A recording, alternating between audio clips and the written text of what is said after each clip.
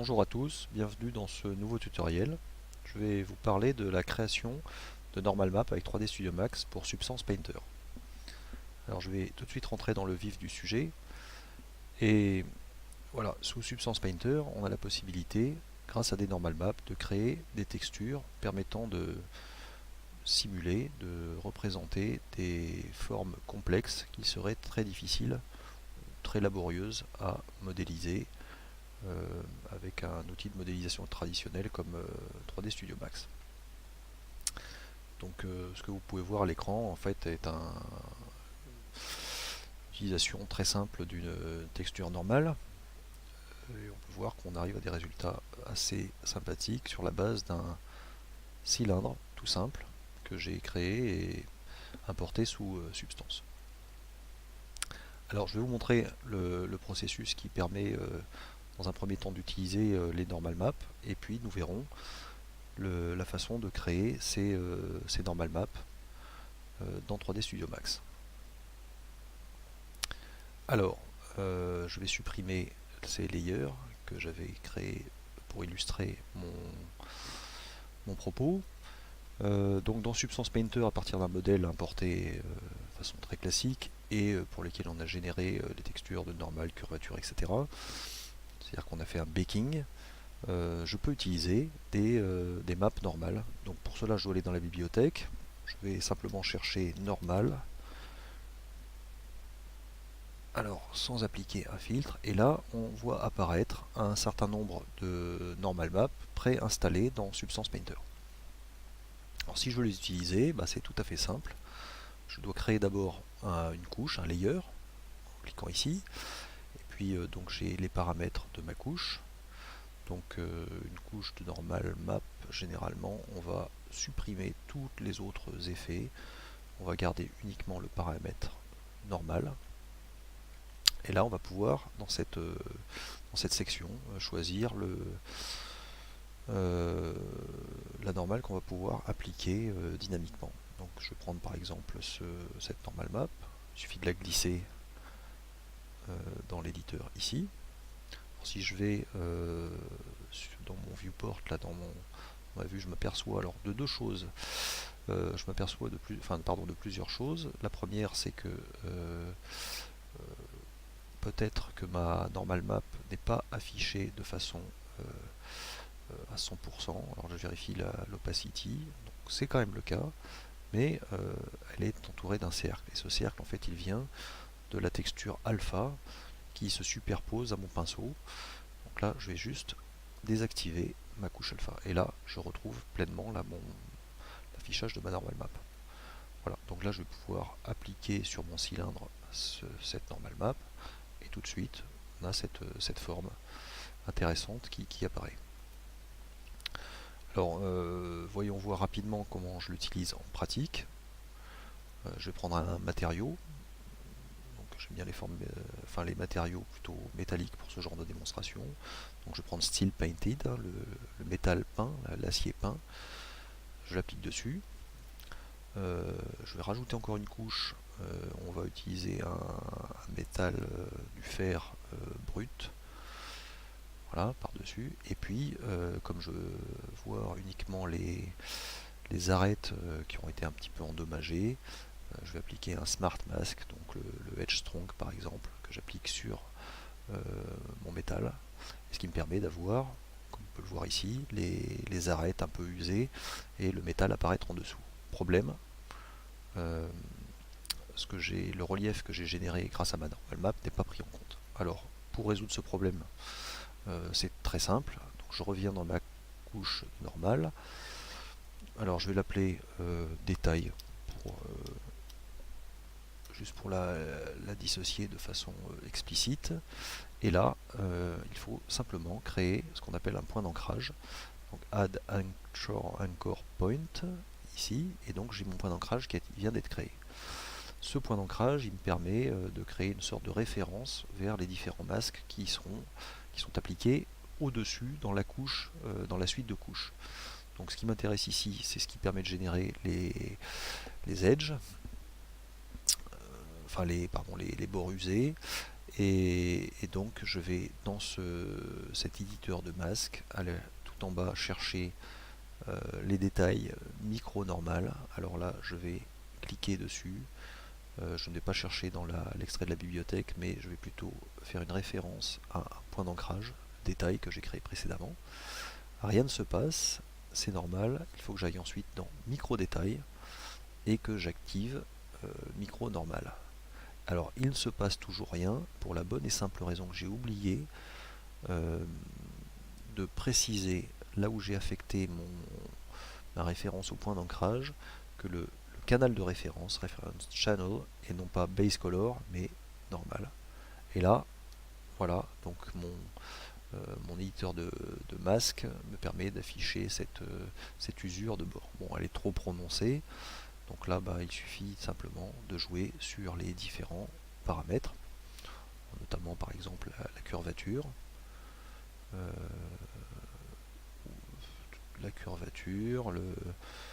le global blur. Alors là on peut jouer un peu là-dessus.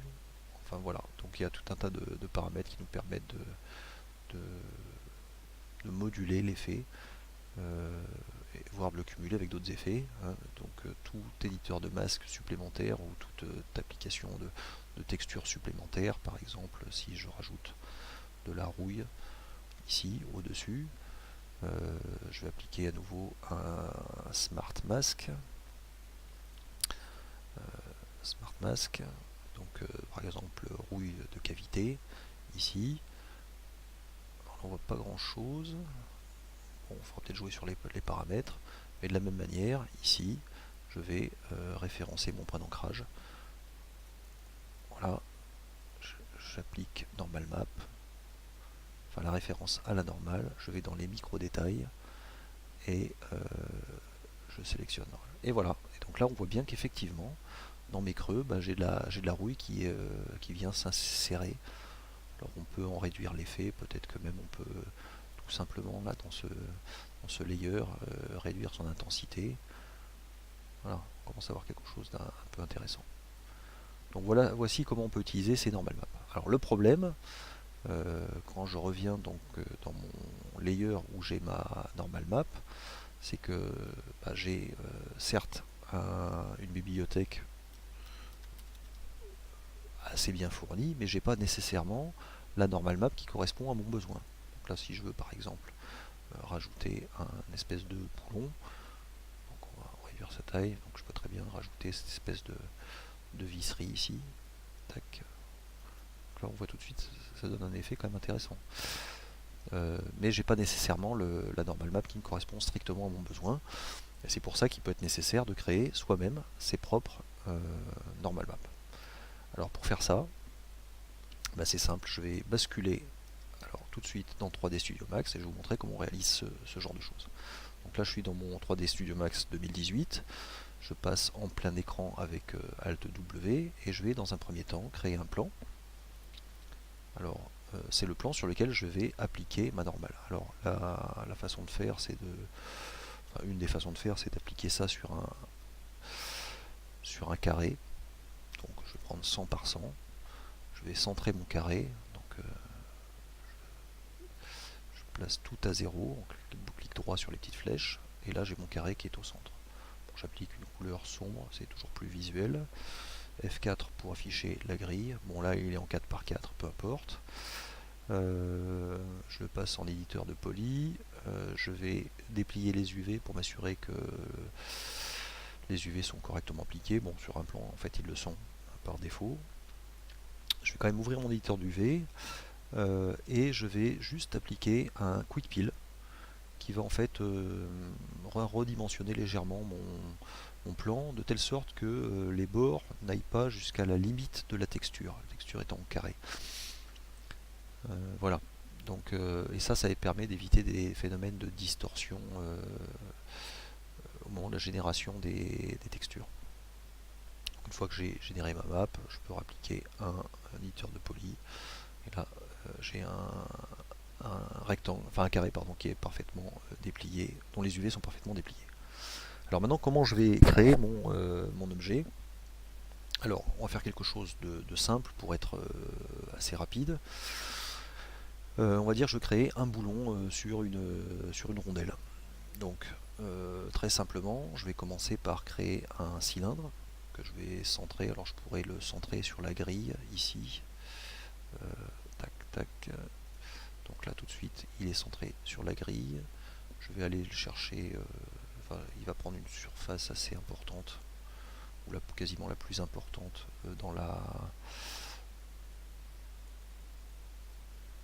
par rapport à mon plan de référence. Je vais désactiver le snapping, et là je vais moduler sa taille et sa dimension. Bon, je peux prendre quelque chose de large. Alors l'intérêt de ce type de pratique, c'est que on n'a pas besoin de se soucier on va dire de la pureté de la modélisation. Donc là je peux faire quelque chose de un peu barbare, pas besoin de respecter les quads, etc. Il suffit juste que l'objet, quand on le lisse, hein, quand on regarde son aspect visuel, il soit correct. Alors, de la même manière, je change sa couleur. Je vais réduire sa hauteur pour lui donner un aspect plus conforme à celui que pourrait avoir une rondelle. Voilà.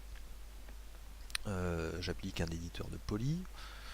Alors, si j'ai pas créé ce genre de raccourci, hein, je vais chercher dans la liste des modificateurs. Je vais isoler mon objet et je vais, vous comprendrez pourquoi plus tard, je supprime le polygone du dessous. Voilà. Donc cette rondelle là, on va quand même la préparer en vue d'un lissage. Donc je vais faire quelques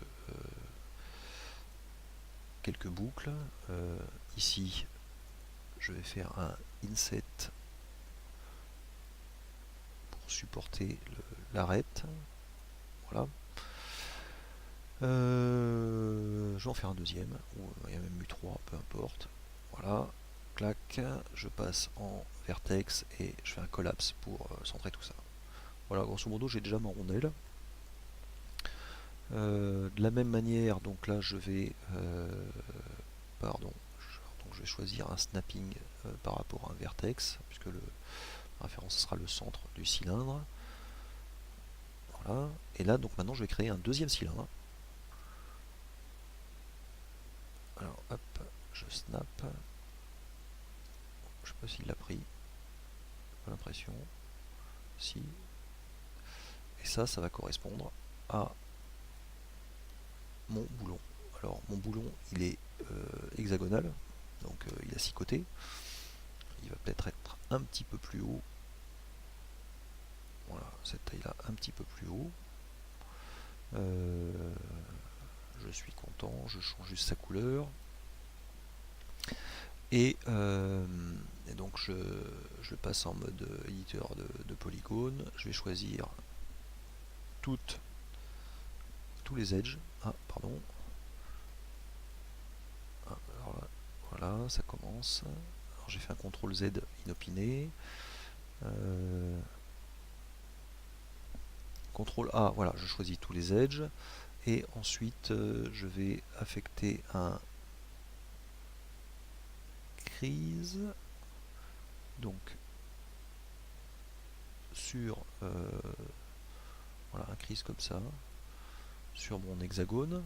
Et puis, je vais juste appliquer ensuite un modificateur OpenSubdiv. Donc ça, c'est une autre façon de créer un objet de type hard surface. Donc là, si j'applique voilà, une subdivision de 4, si j'enlève l'isoline display, on voit ce que ça peut donner. Donc voilà, j'ai une forme qui est pas trop aiguë. Ça c'est important pour la génération après de la normal map. Alors pour être sûr, je me mets en mode de vue orthographique. Voilà, et donc j'ai bien mon boulon qui est positionné sur ma rondelle. Alors on va l'appeler boulon. Et ma rondelle, on va l'appeler rondelle. Voilà. Et puis mon plan, c'est plan 001, ça ira. Alors juste une chose, ce qui va se passer, c'est qu'en fait je vais projeter je vais projeter ce rendu visuel sur le plan. Alors pour que ça se passe bien, ce qui est généralement recommandé, c'est de prendre le contour, c'est pour ça que j'ai enlevé le plan du dessous, de prendre le contour et puis de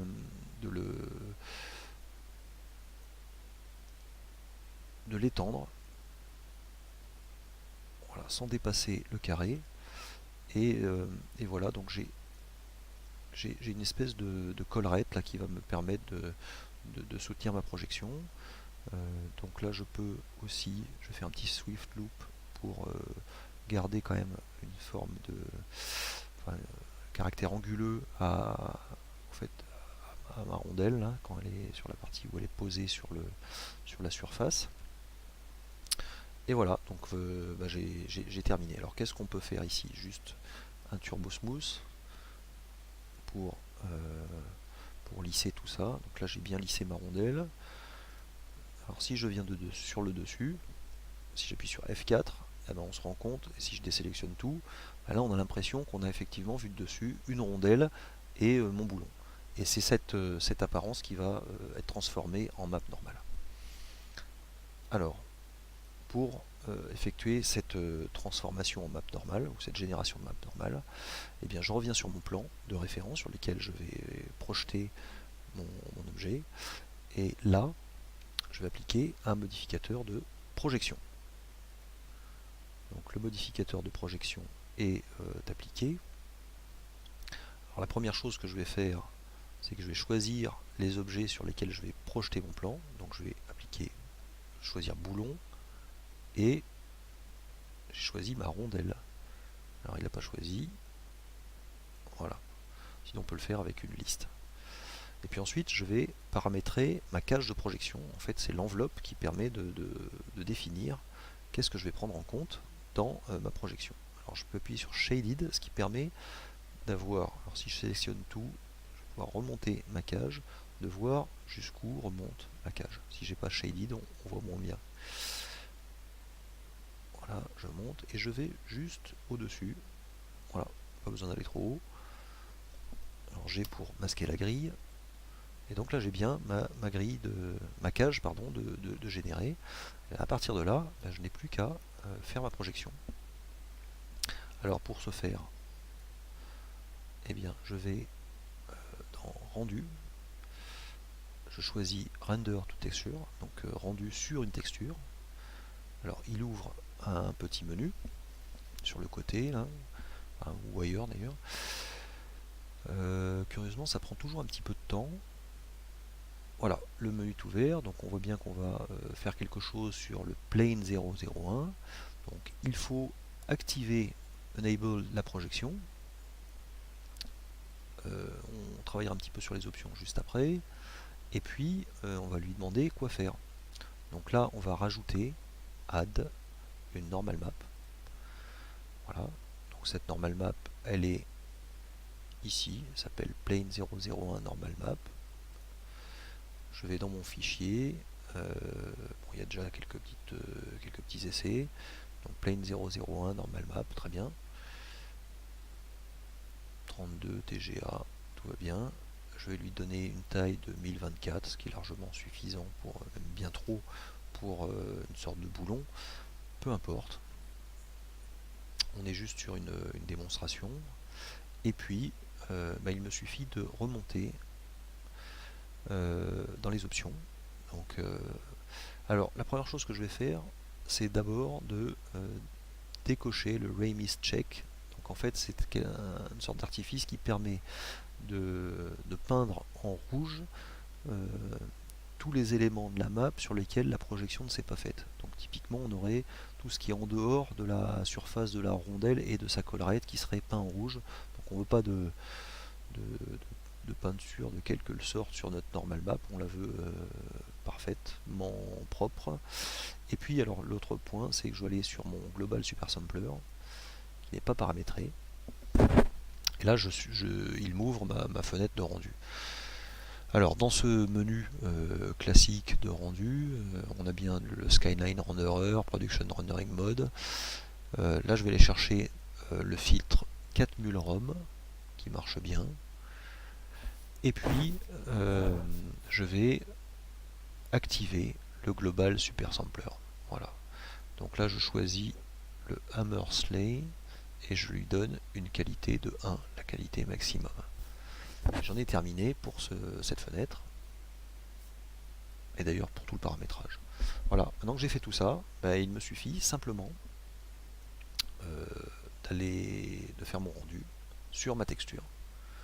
Voilà, donc là il produit une sorte de, une représentation de ce qu'il est en train de faire. Alors ça ne correspond pas à la normal map, on le verra tout de suite quand on va aller regarder le fichier. Hop, pardon. Et c'est pas ça, ça c'est les photos de vacances. Alors, je vais les chercher alors, à côté dans une autre fenêtre pour pas vous perturber avec mes photos de vacances notamment. Le fichier que j'ai généré, donc 3D Studio Max tuto 2, Z-Asset image, et donc là voilà, ça y est, j'y suis. Donc là je peux visualiser le document, et donc là j'ai ma normal map. Alors ça donne l'impression qu'elle est inversée. En fait vous verrez que dans Substance Painter, c'est bien comme ça, c'est bien cette forme là dont on a besoin. Enfin en fait ça dépend comment on la regarde.